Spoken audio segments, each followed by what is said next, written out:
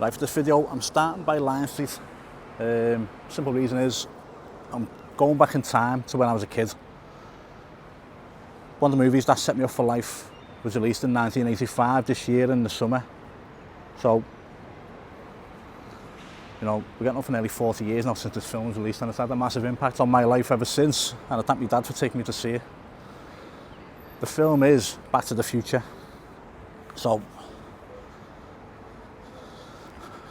that morning when my dad took me, I know it was a blazing hot day, I know it was the summer, I can't remember the exact date. I don't think it was the release date of the movie, but it was on in the cinema for weeks and weeks. But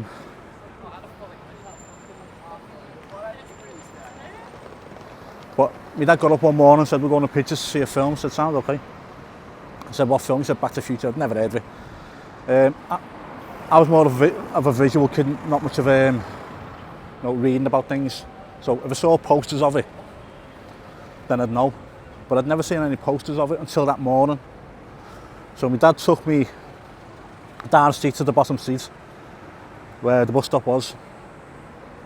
And we waited at the bus stop, and at the bus stop, big massive poster, Back to the Future, starring Michael J. Fox.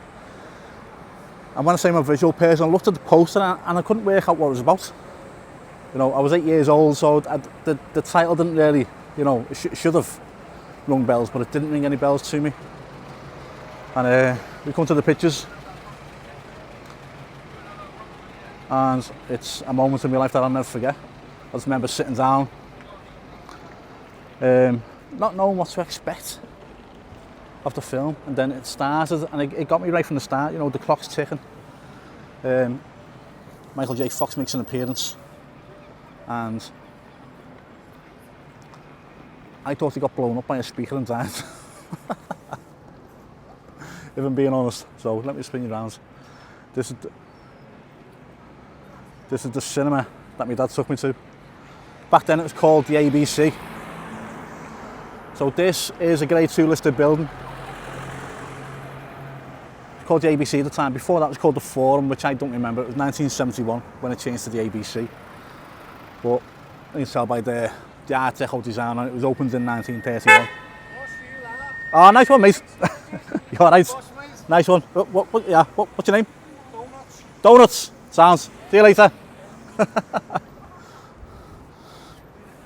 Sorry about that. Yeah. Donuts, taxi driver. Watching my videos, thanks. Right, I'll spin you back around. But it was opened in 1931 as the Forum, and it was called the Forum until 1971 apparently. And that's when it changed to the ABC. I think it was only one cinema, one screen at the Forum, and then they made it into 3 when it's the ABC. In 1986 it changed to Canon, which I also remember because I've been to see a lot of films at the Canon as well. Yeah, but watched the film and I was just absolutely blown away by it. You know, it made my childhood. Michael J. Fox made my childhood, because after that I wanted to watch any film that he was in. Then, you know, Teen Wolf, Secret of My Success, Doc Hollywood, which again is a great film. Doc Hollywood, I love that film. And that year, Back to the Future was the #1 grossing film that year, and that was in some tough competition. It had Beverly Hills Cop, it had Rambo 2, The Goonies, a re-release of E.T. Although, you know, I think if it went against the original E.T., it may have lost. Some massive film, even Teen Wolf came out that year. So some massive films that was up against. And I wish it was still open, if I'm being honest, because that just the nostalgia of it, you know, sitting down in them red velvet chairs. You can hear the ticking behind you of the film, and then like the beams going over your head from the projector. And you see the dust in the beam, you know, just all little things that bring it back to you. I really, really love the film. I still watch it to this day. Me and my dad, you know, still question each other. You have little Back to the Future quizzes with each other, because even now I'm still finding stuff out about the film that I didn't know. And I've watched it well over 1,000 times, I reckon. Now back then, there was no sign of Back to the Future 2, and I remember watching it, and when the film finished, it said the end. Now, back then, someone's singing behind me. Back then, let's just get this in the background. Back then it took ages for films to come off the pictures and go onto video cassette. And once it was off the pictures, you had a fairly long wait before you could watch it again, and like, you know, it just itching to watch it. And between getting released on the cinema and getting released on video, they must have decided that they were going to make a sequel. So when we got the video out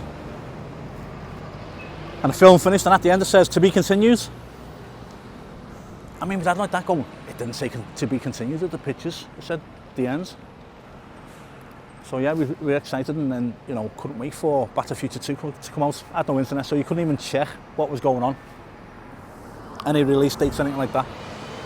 So yeah, that's my memories of Back to the Future. You know, it set me up for life. Nearly 40 years later, and I still get excited by the film. The start, the clock's ticking, and then the whole trilogy now that you can just watch back to back, and you know, it feels like 2 minutes that you've watched it for and it's finished.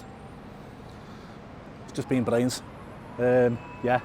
So Dad, thanks for taking me to see Back to the Future in 1985. Can't remember the exact date, but I know it was a sunny, glorious day, and I knew nothing about the film, which I'm glad about. And even when I come out the pictures, the first thing I wanted was a skateboard. After seeing him riding a skateboard around Clock Tower Square, I wanted a skateboard from then. My birthday was in October that year. My 9th birthday, my mum and dad got me a skateboard, you know, a wide one, not one of them little skinny ones. And I had a skateboard for years after that. I rode a skateboard till I was about 15 after that, so good 6 years I was riding a skateboard. I'd probably go on my arse now if I tried riding a skateboard. But yeah, that's my memories of the Canon ABC. It's just a shame it's gone. These are, you know, the only one we got close to it now is the Plaza in Crosby, and that's always sold out. It's dead hard getting in there. But yeah, that's my memories about the future. If you want to hear any more memories, let me know. I'll make a video about it. If you've got memories that you'd like me to make a video, let me know. If there's something you like, please subscribe to the channel. Leave me a comment and give us a thumbs up. I really appreciate it. Apart from that, look after yourselves and speak to you all soon. Bye now.